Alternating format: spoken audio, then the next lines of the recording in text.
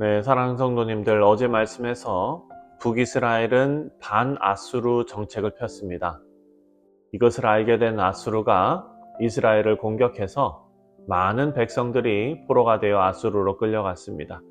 반면에 그때 당시에 유다를 다스리던 왕은 요담인데 그 왕위를 아하스에게 물려주었습니다. 아하스는 북이스라엘처럼 반아수르 동맹에 가입하는 것이 아니라 친아수르 정책을 펴는 것이 유다에게 이롭다고 생각했습니다. 그래서 북이스라엘의 왕 베가가 반아수르 정책을 펴면서 유다를 압박해서 자신들과 동맹을 맺자, 자신들의 하는 그 연합체에 들어와라, 이렇게 압박을 했는데 요아스는 그 제안을 거절합니다. 그랬더니 베가가 아람과 함께 자신의 제안을 거절했던 그 유다의 요하스를 폐위시키기 위해서 연합군을 꾸려서 유다를 침공하려고 했습니다.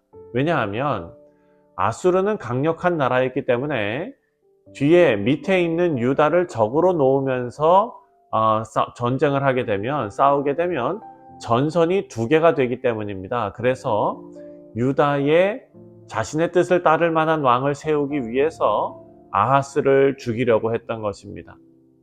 아하스는 위기에 처했습니다. 남유다의 왕이 위기의 순간에 어떤 선택을 했는지 오늘 본문 이렇게 기록하고 있습니다. 2절부터 4절입니다. 2절부터 4절에 아하스가 왕이 될 때에 나이가 20세라. 예루살렘에서 16년간 다스렸으나 그의 조상 다윗과 같지 아니하여 그의 하나님 여호와께서 보시기에 정직히 행하지 아니하고 이스라엘의 여러 왕의 길로 행하여 또 여호와께서 이스라엘 자손 앞에서 쫓아내신 이방 사람의 가증한 일을 따라 자기 아들들을 불 가운데로 지나가게 하며 또 산당들과 작은 산 위와 모든 푸른 나무 아래서 제사를 드리며 분향하였더라. 자, 아하스 왕은 이 위기를 모면하기 위해서 하나님을 찾고 하나님 앞에 엎드린 것이 아니라 북이스라엘의 악한 왕들의 길을 따랐다라고 말합니다. 그것이 무엇입니까? 바로 우상숭배지요. 3절에 나오는 대로 자기 아들을 불 가운데로 지나가게 했다라는 것은 아들을 불태워 제물이 되게 했다라는 것입니다. 인신제사입니다. 여러분, 인신제사는 북이스라엘에서 우상숭배가 가장 극심할 때 성행했던 일입니다. 이제 남유다나 북이스라엘이나 영적인 수준이 거의 비슷한 수준이 되었다라는 것을 우리가 알 수가 있습니다. 아람과 북이스라엘 베가의 공격은 유다를 완전히 무너뜨리지는 못했지만 큰 고통을 가져다 주었습니다. 그리고 계속해서 유다를 압박합니다.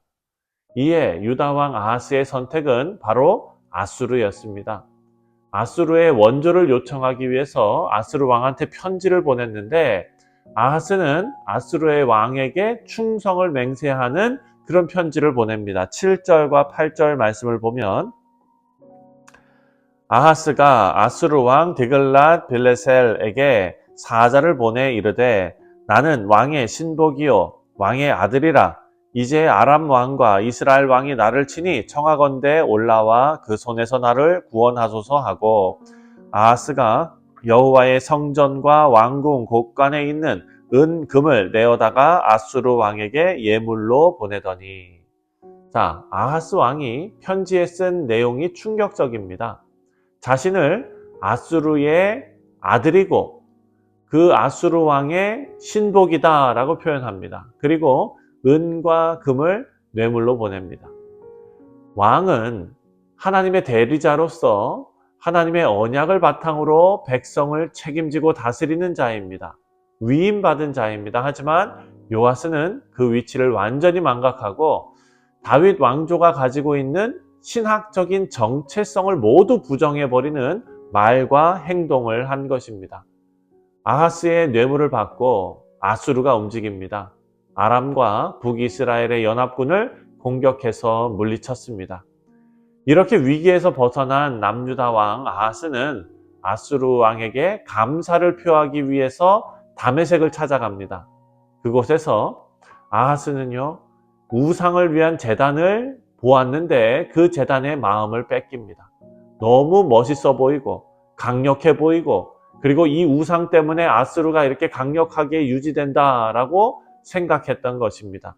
10절과 11절 말씀을 보면 아하스 왕이 아수르 왕 디글라빌레셀을 만나러 다메섹에 갔다가 거기 있는 제단을 보고 아하스 왕이 그 제단의 모든 구조와 제도의 양식을 그려 제사장 우리아에게 보냈더니 아하스 왕이 다메섹에서 돌아오기 전에 제사장 우리아가 아하스 왕이 다메섹에서 보낸 대로 모두 행하여 제사장 우리아가 제단을 만든지라.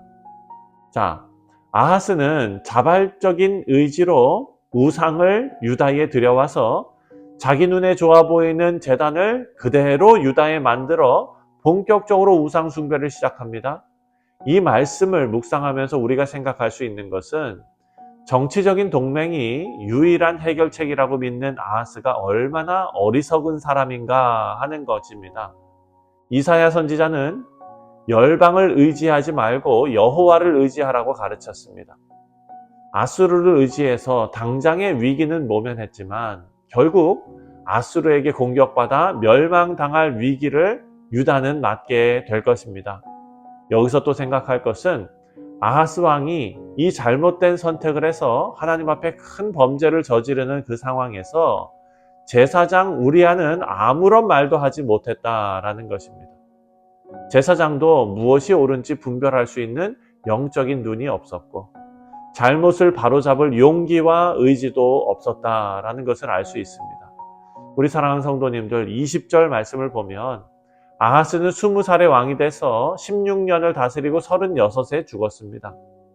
어찌 보면 짧은 인생이죠. 하지만 어찌 보면 하나님께서 그에게 인생에서 왕으로 하나님과 백성들 앞에 부끄럼 없는 삶을 살 수 있었던 기회를 16년이나 주셨다라는 것을 알 수 있습니다.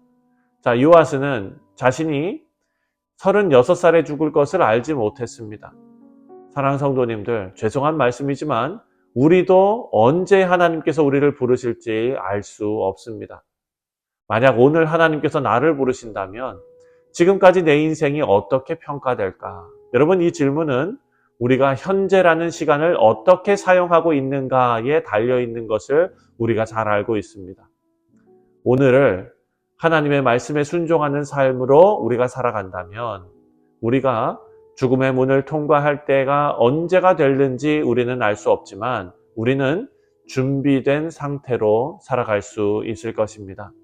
바라고 기도하기는 현재 처한 위기를 모면하기 위해서 세상의 힘과 우상숭배에 타협한 이 아하스의 길이 아니라 오늘 말씀에 하나님의 말씀과 하나님의 뜻에 순종하는 삶을 살아서 늘 준비된 삶을 사시는 우리 지혜로운 뉴욕 성실 장로교의 모든 교우들 되시기를 주님의 이름으로 축원드립니다. 기도하겠습니다.